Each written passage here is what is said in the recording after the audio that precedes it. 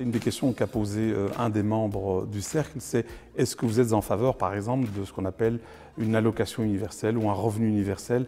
C'est une thématique qui a été souvent discutée à gauche, à droite.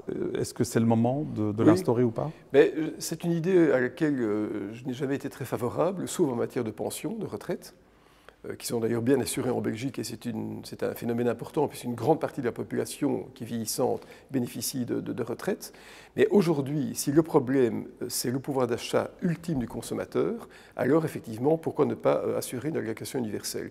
C'est en fait un substitut au chômage technique, c'est un substitut au revenu de remplacement des indépendants, mais on peut imaginer des systèmes beaucoup plus sophistiqués. Par exemple, utiliser les cartes de type Sodexo et autres, qui sont des cartes qui permettent donc d'acheter des aliments au pays des restaurants, dont la consommation est parfaitement orientée vers des besoins primaires, qui permettent d'accumuler de l'argent avec une date de péremption, et donc ça permet d'orienter les besoins vers la consommation des particuliers, la consommation immédiate des biens de première nécessité. Donc des solutions existent, et je n'exclus pas un moment qu'on mette en œuvre ce genre de mesures. Maintenant, si on met en œuvre une allocation universelle, la question est de savoir, est-ce que tout le monde la mérite?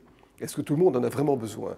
Une idée que j'avais mise serait d'en donner sur base d'une déclaration, c'est ce qu'on fait d'ailleurs pour les indépendants, mais que cette indemnité soit l'année prochaine fiscalisée, c'est-à-dire déclarée à l'impôt des personnes physiques, et qu'en fonction des revenus globaux d'une personne, elle soit totalement taxée si la personne a eu des revenus suffisants, ou totalement détaxée si la personne n'en a pas eu.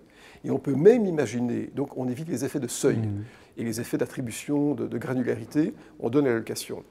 Et on peut même imaginer aussi, en matière fiscale, de mettre en œuvre des impôts négatifs, c'est-à-dire de donner un impôt, un remboursement d'impôts pour les personnes qui n'ont pas assez de revenus. C'est une sorte d'allocation universelle qui se passe au moment de l'enrôlement de l'impôt, mais c'est une question à creuser, d'autant plus qu'on reçoit maintenant, depuis quelques jours, les premières matrices de déclaration pour les revenus de l'année 2019. Alors, Bruno, pour rester sur cette question du revenu universel, qu'est-ce que ça coûterait, je dirais, à l'État, ce genre de mesures? Et puis deux, est-ce que vous n'avez pas peur, c'est une critique qui revient assez régulièrement, qu'on envoie un mauvais message à la population, c'est-à-dire que même en ne travaillant pas, on reçoit un quelque chose que vous n'avez d'ailleurs pas évalué. C'est 800 €, 1000 € par mois, plus, moins? C'est très compliqué.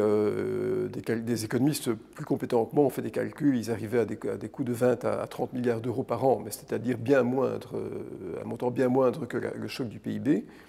Et alors, quel est le montant? C'est très compliqué parce qu'on peut le moduler dans le temps. On l'estime d'habitude à 750 000 €, et ce sera toujours trop pour certaines personnes et pas assez pour d'autres. Mais en fait, finalement, aujourd'hui, le chômage technique et partiel et les revenus de remplacement sont à peu près du même montant. Donc, on peut plus ou moins cadrer ce montant de l'aide, mais de nouveau, ça ne peut pas être une mesure structurelle. Il ne faut pas faire comprendre aux gens que l'État sera toujours là pour les aider. C'est une mesure d'urgence, c'est une mesure quasiment de guerre, comme on peut l'imaginer maintenant, puisque le seul parallèle qu'on puisse faire, c'est avec une invasion étrangère qui tout d'un coup bloque l'économie. C'est quelque chose qui doit être compris comme étant temporaire. Maintenant, je pense que la plupart des personnes qui en bénéficient ou bénéficieraient sont en même temps désireuses de travailler, d'améliorer leur sort. Et que donc, au rythme d'un retour à la normale de l'économie, ces allocations pourraient être dissoutes et abandonnées pour les personnes qui travaillent à nouveau.